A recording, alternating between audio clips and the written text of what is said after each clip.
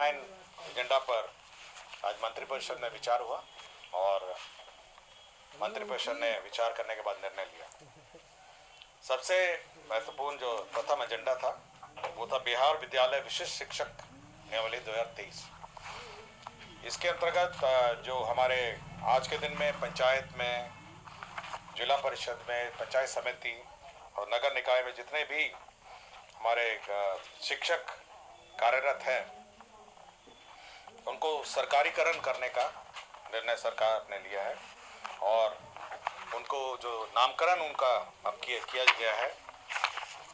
अब सभी इस प्रकार के शिक्षकों को विशिष्ट शिक्षक के रूप में नाम रखा जाएगा। अभी ये व्यवस्था ये की गई है कि जितने भी निकाय के शिक्षक हैं इन सभी टीचर्स को पहले सरकारी शिक्षक के रूप में अपने ही वेतनमान, जो आज के दिन में उनका वेतनमान है, उसमें लिया जाएगा। उसके पश्चात उनको परीक्षाएं लिखनी पड़ेगी, एक परीक्षा लिखनी पड़ेगी जो विभाग तय करेगी कि कौन कंडक्ट करेगा। कोई सरकारी संस्था ही उसकी परीक्षा लेगी। परीक्षा लेने के बाद उन सभी शिक्षक जो है वह जो वेतनमान है, जो सरकार द्वारा जो अन्य वेतनमान जो अभी बीपीएससी वाले जो वेतनमान है वो दिया जाएगा। उनको 3 अटेम्प्ट दिए जाएंगे, 3 बार ये परीक्षा होगी और अगर 3 बार ये परीक्षा नहीं होगी तो जो बच जाएंगे, जो फेल हो जाएंगे या जिन्होंने परीक्षा जानबूझ के नहीं दिया है उसके बारे में सरकार अलग से निर्णय लेगी। जो विशिष्ट शिक्षक हैं उनको प्रमोशन का भी व्यवस्था है। वर्ष कक्षा 1 से 5 के जो है अगली श्रेणी जो होगी वो 6 से 8 की श्रेणी में 8 वर्ष में होगा। 6 से 8 वाले जो है 8 वर्ष के बाद 6 से 8 वर्ष होगा। 11 से 9 से 10 वाले हैं उनको 8 वर्ष में प्रमोशन होगा और 11 से 12 में 8 वर्ष में प्रमोशन होगा। तो ये व्यवस्था की गई। साथ ही साथ जो ये लोग अब विशिष्ट शिक्षक बनेंगे उनको पहले 3 ऑप्शन देने पड़ेंगे जिलों के और सरकार उनके ऑप्शन के हिसाब से उनको पोस्टिंग देगी। मैं आपको पूरा डिटेल में दे देता हूँ।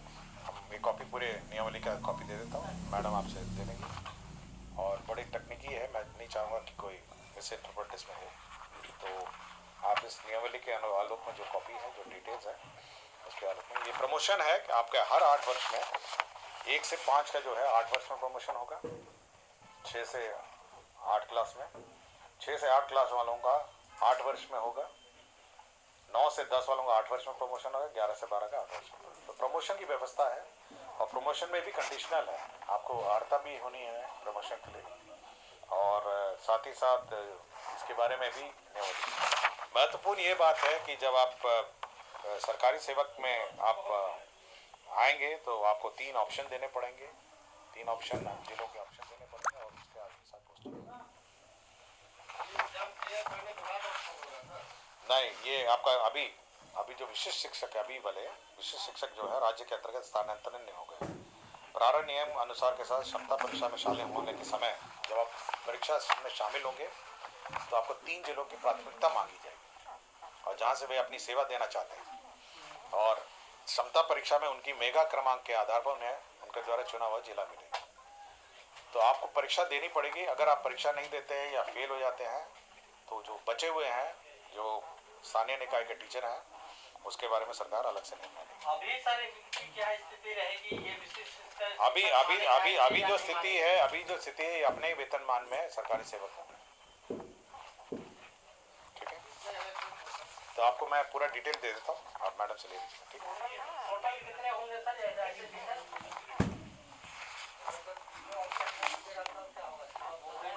मैं बता दिया ना, उसके बाद सरकार निर्णय लेगी इनके बारे में।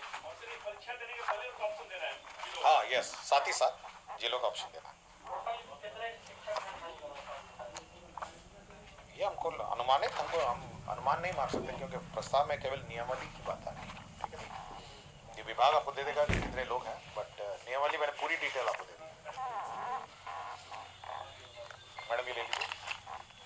आज की तारीख में वो विशिष्ट शिक्षक माने जाएंगे। हाँ, हो गए।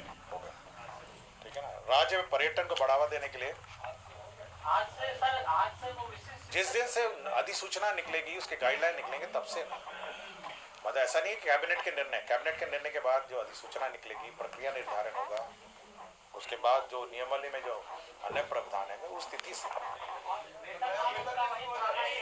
पुराना ही रहेगा, अभी तो पुराना ही रहेगा। और उसके बाद जब परीक्षा लिखेंगे तो नया वेतनमान मिलेगा।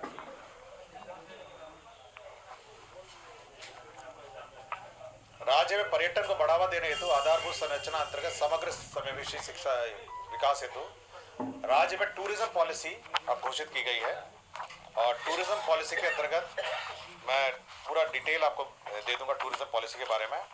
इसमें कैपिटल सब्सिडी है आपके, और साथ ही साथ इंटरेस्ट सबवेंशन है, और इसमें सभी जो टूरिज्म से संबंधित सभी होटल का निर्माण है, आपके अम्यूजमेंट पार्क का है, और आपके होटल्स का है, होटल का अपग्रेडेशन का है, कन्वेंशन सेंटर का है, वे साइड फैसिलिटी का है, फिर कैंपिंग साइट का है, एडवेंचर टूरिज्म है, इको टूरिज्म है, वेलनेस टूरिज्म है, river reservoir lake based tourism है, थीम पार्क है, अम्यूजमेंट पार्क है, एंटरटेनमेंट जोन है, गोल्फ कोर्स है, कैरावान टूरिज्म है, और सभी प्रकार रूरल टूरिज्म है। जितने भी प्रकार के टूरिज्म हैं उसमें आपको सब्सिडी भी है, और साथ ही साथ आपके इंसेंटिव के जो बाकी आयाम है, इंटरेस्ट सबवेंशन है, वो है। मैं पूरी डिटेल टूरिज्म पॉलिसी जो मंत्रिपरिषद में स्वीकृत हुआ है, मैं आपको कॉपी दूंगा। राज्य में जो पूर्व में स्वीकृत है 7115 मिनी आंगनबाड़ी केंद्र है। राज्य सरकार ने इन सभी को अपग्रेड करके रेगुलर आंगनबाड़ी केंद्र में करने में के लिए निर्णय लिया है।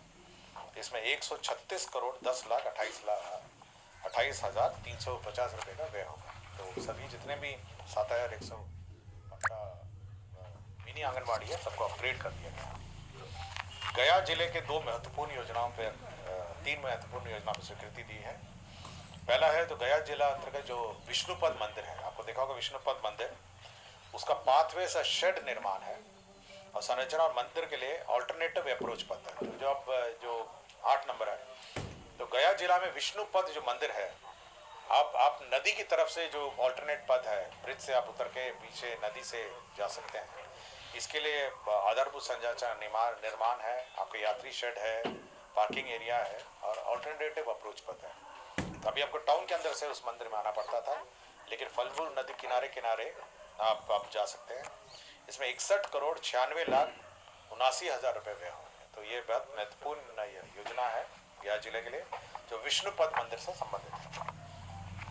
दूसरा आपका फल्गु नदी के बाएं तट पर विष्णु मंदिर के निकट पूर्व में जो जल उपलब्ध कराने का कार्य किया गया था, उसमें भी आपका रबर डैम था। उसके साथ माँ सीता का सही 4 दीवारी का निर्माण हुआ, नाला निर्माण हुआ, बाएं तट पर अतिरिक्त घाट का निर्माण हुआ, फिर 4 दीवारी एवं आर्टिस्टिक पेंटिंग, बाउंड्री वॉल और अन्य सभी काम हुए। तो इसके लिए पोस्ट फैक्टो मतलब ये कार्य हो गए हैं, और इसका जो पुनरीक्षित प्राक्कलन है 386 करोड़ 85 लाख रुपए का जो पुनरीक्षित प्राक्कलन है, उसकी स्वीकृति की गई। सीतामढ़ी में आपको